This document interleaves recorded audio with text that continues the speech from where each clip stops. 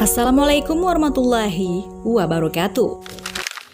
Sahabat muslim, biasanya sebelum kita membaca Al-Quran, kita pasti selalu membaca basmalah dan ta'awudz terlebih dahulu. Apa sahabat muslim tahu artinya? A'udzubillahi minasyaitonirrajim. Aku memohon perlindungan kepada Allah dari godaan setan yang terkutuk. Itulah maknanya. Mungkin ada yang sudah tahu, mungkin juga ada yang baru tahu arti dari sepenggal kalimat tersebut. Kalimat ini bertujuan untuk kita memohon kepada Allah agar dilindungi dari setan yang selalu berusaha mengganggu manusia. Akan tetapi, sudahkah kita mendalami makna dari kalimat ini? Dan jikalau setan lebih kuat dari manusia, kenapa banyak orang yang mampu menghindari godaannya? Bagaimanakah caranya? Namun jikalau setan makhluk yang lemah, kenapa banyak manusia yang jadi pengikutnya? Temukan jawabannya dan simak video ini hingga akhir, tentunya di channel umat muslim Aprilia Channel.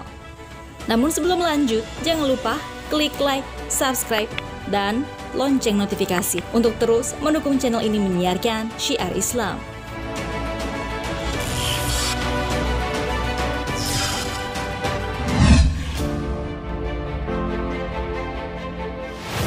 Allah Subhanahu wa Ta'ala berfirman, "Dan demikianlah kami jadikan bagi tiap-tiap nabi itu musuh, yaitu setan-setan dari jenis manusia dan jenis jin. Sebagian mereka membisikkan kepada sebagian yang lain perkataan-perkataan yang indah-indah untuk menipu manusia." Quran Surah Al-An'am ayat 112.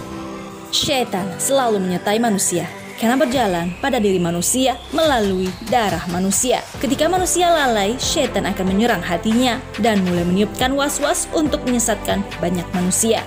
Inilah mengapa kita diperintahkan untuk selalu membaca ta'awudz, jangankan ketika hendak membaca Al-Quran, akan tetapi ketika kita sedang merasa ketakutan yang tidak lain, tidak bukan, itulah was-was setan.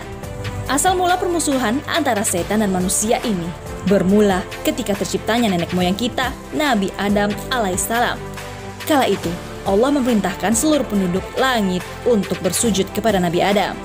Namun hanya satu makhluk yang membangkang dan merasa dirinya lebih sempurna dari Nabi Adam alaihissalam. Kemudian Allah Subhanahu wa Ta'ala berfirman, "Apakah yang menghalangimu untuk bersujud kepada Nabi Adam di waktu aku menyuruhmu?" Lalu iblis menjawab, "Aku lebih baik daripadanya, engkau menciptakanku dari api, sedangkan dia engkau ciptakan dari tanah." Quran Surah Al-A'raf ayat 12. Dari kejadian ini, kita bisa lihat bahwa iblis membangkang perintah sang penciptanya.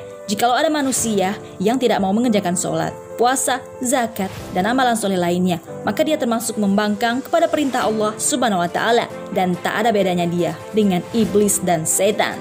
Subhanallah.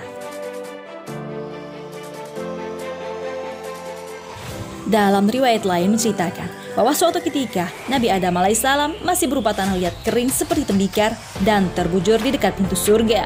Lalu iblis mendekati dan menendangnya hingga sosok Adam berbunyi, "Makhluk apakah engkau ini?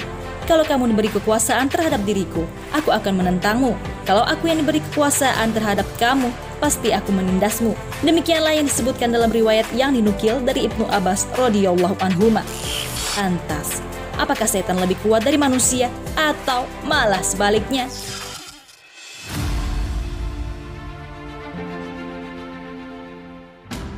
Setan adalah musuh pertama, paling utama, dan paling hebat.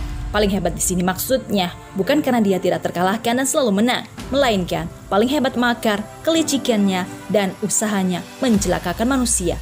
Dia dan tentaranya selalu mengintai dari arah yang tidak bisa dilihat oleh manusia. Dari Abu Dzar, Rasulullah Shallallahu Alaihi Wasallam bersabda, "Yang dapat memutuskan sholat ialah wanita, keledai, dan anjing hitam." Aku bertanya, "Ya Rasulullah, apa urusannya anjing hitam dibandingkan yang merah dan kuning?" Kata beliau, "Anjing hitam itu adalah setan." Hadis riwayat Muslim. Bayangkan sahabat muslim, setan mampu menyerupai anjing hitam.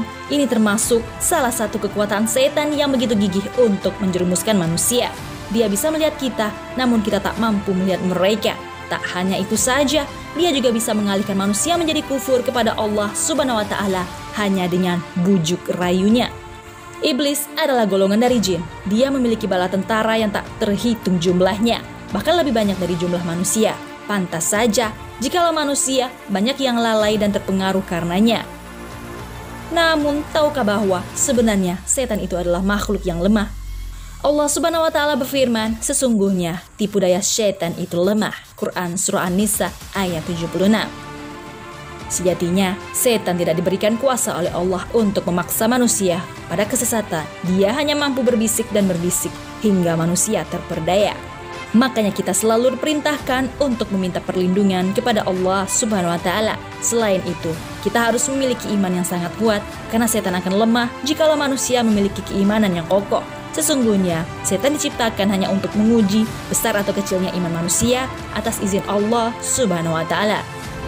Allah Subhanahu wa Ta'ala berfirman, dan tidak adalah kekuasaan iblis terhadap mereka, melainkan hanyalah agar kami dapat membedakan siapa yang beriman kepada adanya kehidupan akhirat dari siapa yang ragu-ragu tentang itu.